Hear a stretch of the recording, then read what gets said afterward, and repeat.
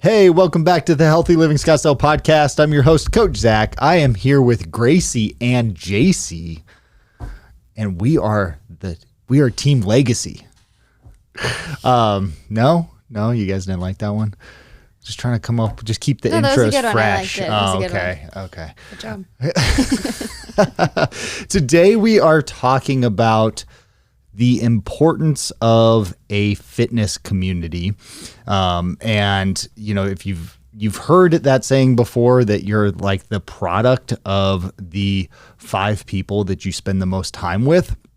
And so we're going to talk about why the people in your life should be devoted to living a healthy lifestyle, if that's something that's important to you. But before we get into that, we want to give a little shout out to a client of the week. And this week's client of the week is David Feldman, which I am positive that it's not his first time, but this was JC's pick. So I'll let you go ahead, JC, and just give him a shout out. Yeah, Dave has just been crushing it for, a long time, but especially just recently.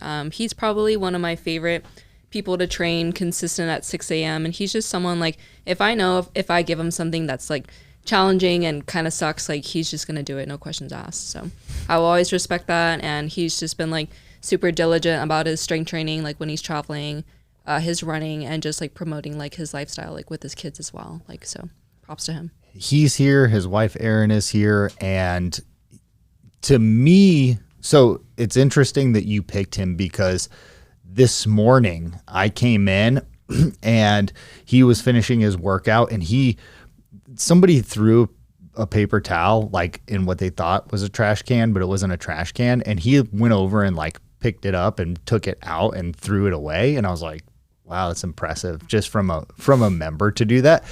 So it's funny that you mentioned him. But the other thing that I would say about Dave is he travels quite a bit for work, and he doesn't let that interfere with his workout routine and staying fit. And like you said, even though he's traveling, he still strength trains, he runs, he's on top of it, right? And most people use that as an excuse not to work out. And they're like, hey, I just travel too much, I can't, stick with the program.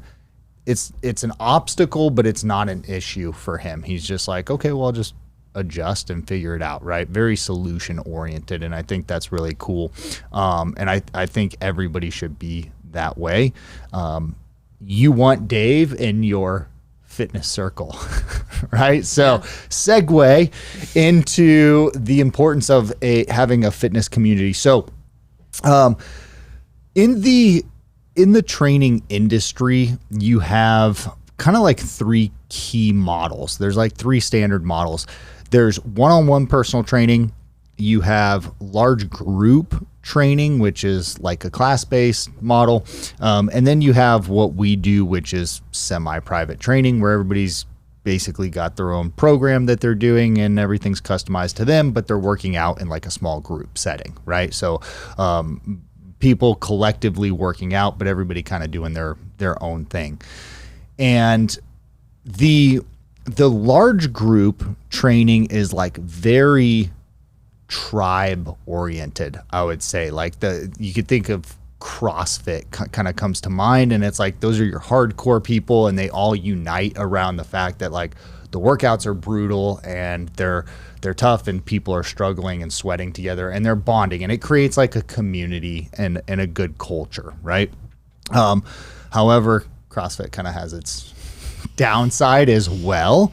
You don't get that in a one-on-one setting. And I think that that's one of the reasons why our clients are super successful, is because we kind of blend the personalization, the individualization of the programming and all of that to the client, but they still get that community aspect, right? They still have the group that they're working out with, and they're coming in and they're training with those other people. They're developing relationships with them. It helps keep the workouts fun, coming to the gym fun and exciting. You get to see people, you laugh, you have conversations with them.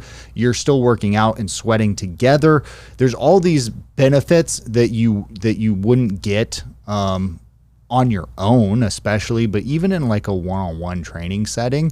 And I think that that's so important for long-term success is you have a support system, right, inside the gym. That's kind of like layer one. And then we can go outside of that to the other people in your life and your family and all of that. So, JC, I'll go to you. Like, how important do you think it is to have a fitness community versus just training by yourself? I think it's important to like, if you're a goal-oriented person, like you should probably surround yourself with people that also like have goals for themselves. So like here, like the goal is to like like live a healthy lifestyle and like be fit. So it's like, why would you not surround yourself with others who have like that same goal and have that same like, you're gonna see them like Monday, Tuesday, Thursday, Friday. So I think it's important, especially like for people that are starting out like on their fitness journey. It can be hard to start, especially like if you're just by yourself. But if you can find just like even like one or two people to connect with, and then like, I don't want to say like struggle together, but like kind of, if you can kind of just like travel that same path together, I think that'll just help you stick with it in the long run. Yeah, and even if it's like a spouse or something, right? It could be that simple. It doesn't even have to be like you go collectively get a group of friends together and everybody, because you see that all the time, right? Like there's a group of ladies that are like, okay, we're all gonna do this program together, and then there's like one that ends up actually sticking with it. And so it could be something where it's just like, hey, my husband and like a husband and wife are like, hey, we want to prioritize our health and we know that's important. We have couples like that, Dave and Aaron, right? And they're like united in that in that goal, in that journey to work out together. And so it makes it easier. It makes the odds of success increase. But I don't think that it's something that people necessarily think about when they're looking for a program, a diet, a training program or something like that, right? I would agree. I think a lot of times people like when they're looking for, I don't know, say they're looking for like a new gym. They're kind of looking for somewhere that's, just going to fit their style, and they're looking for like a trainer or someone who's going to help them. And then I think that accountability factor in that community is kind of like secondhand for them, and they don't realize that. But then once they're here and they're, experiencing that, that's what keeps them going. That's what keeps pushing them, and that's what keeps them, showing up every day, is the fact that like they made friends and they have that community and they have people holding them accountable. Even if it's in the back of their head, like, oh, I'm not going to show up today. Oh, nope, I told them I would. So like, I'm going to go. And so just having those people, even if, community wasn't the first thing you were looking for, you found that community, and that's what keeps you showing up every day. And I think that's so important. Yeah, and I think it's totally different. Probably I guess training facilities are or have become more and more popular. But years ago, you didn't have that. You just had like your big global gyms, right? Like your big franchise gyms. And it's like you walk into one of those and nobody. You're just showing up, and it's like, what accountability is there in that or community, unless you're going to one of those big gyms and then going to a class or something where you're actually going to meet people and do stuff. There's really no community aspect. And I think it's like you said, it might not be something that people necessarily think about right away, but it's something that can keep people on track, right? Especially if they do bond over struggle or over the fact that they're both moving in the same direction or have the same goal, right? JC, I would assume that just based off of like who you are, right, and how important fitness is and how big of a piece it plays in your life, like probably the people in your life are like people that work out and take care of themselves, right? Like the majority. Yeah, for the most part. Does that make it, do you feel like that makes it just easier for you to work out? Like the fact that those people are in your life and around you? I don't know. I have a lot of friends that like like going to the gym, but I wouldn't count on them to be like, hey, let's meet up at like 6 a.m. and like let's go like do this. Like my group of friends are like, I don't know. Honestly, I couldn't count on a certain number of friends to do that. But like, I mean, I've discussed my dad on this podcast before. Yeah. Like, my dad is someone who will wake up at 2 a.m. to go in the garage gym, and is just totally disciplined to do his own thing.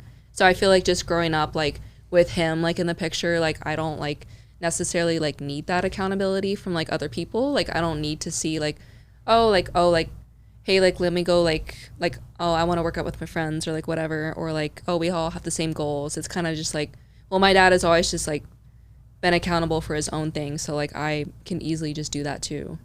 The community isn't as big of a piece for you. Yeah, I don't want to say it's not important at all. Yeah. Because I work out with people and like it's fun, and there are some times where like it's easier to work out with a partner, but like I wouldn't say like I depend on it Yeah. that much. I think that it's just interesting. A thought came up since you brought that up, is like our society, I think with like our youth, right? They become more and more isolated just due to like social media and video games and stuff, where they're interacting with their friends, but it's in isolation. Like they're not in the group. Whereas like if you wanted that interaction before, you would meet up with your friends and play basketball or football at the park, or you'd be doing something together, right? You'd be like, okay, it's summertime, everybody, let's go to the pool. And you would go to the pool. Now I don't feel like that exists as much.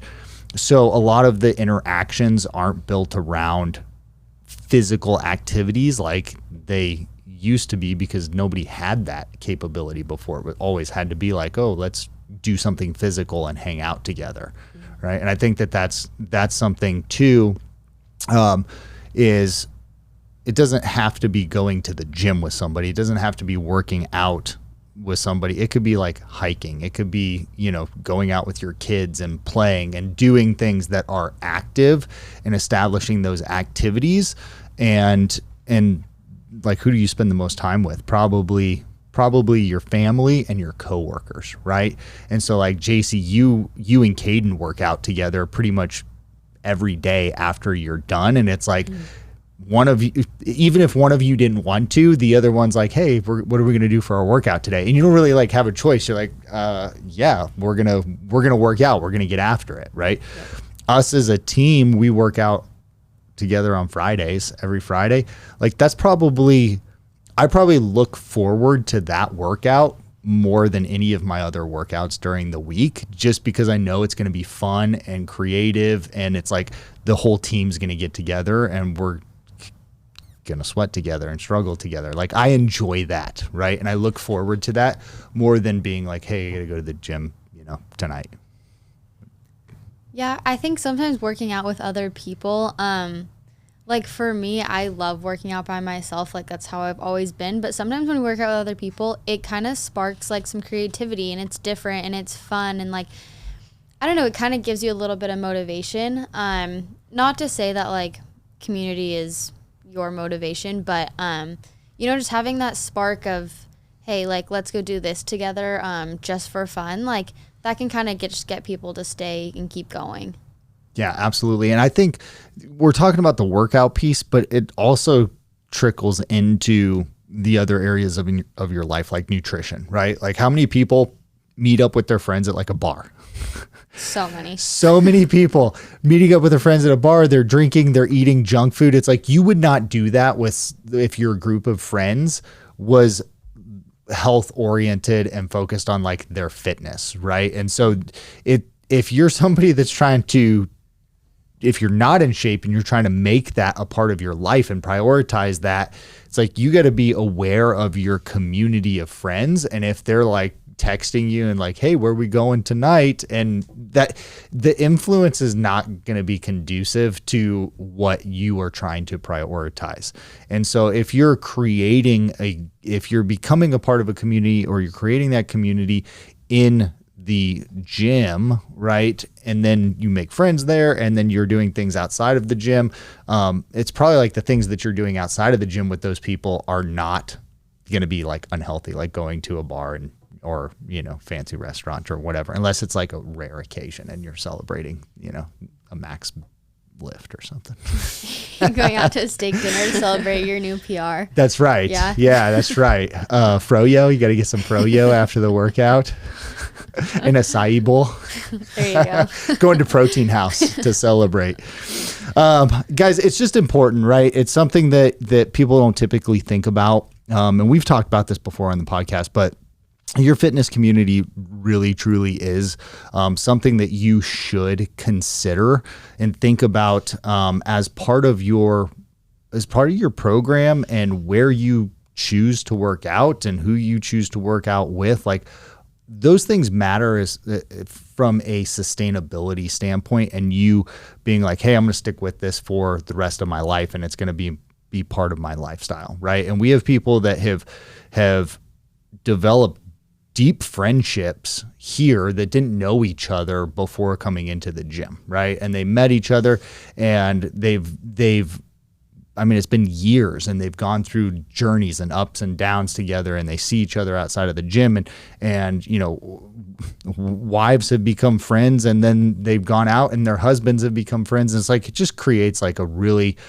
cool environment. And it's something that I hope people, one, I hope our members appreciate it, but two, I hope that it's something that people will think about before they just go and randomly choose a program.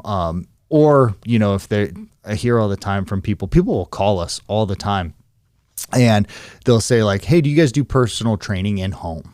Like, will you come to me or will you send a trainer to me?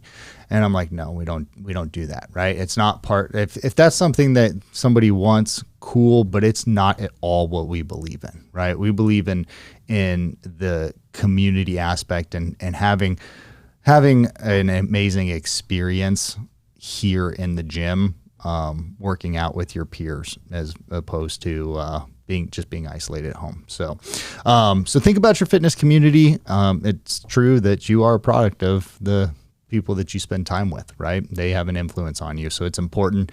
That's all we got for you guys. We'll be back next week with more great stuff. Thank you so much for listening to the Healthy Living Scottsdale podcast. Do you have a question that you'd like for us to answer live on the podcast?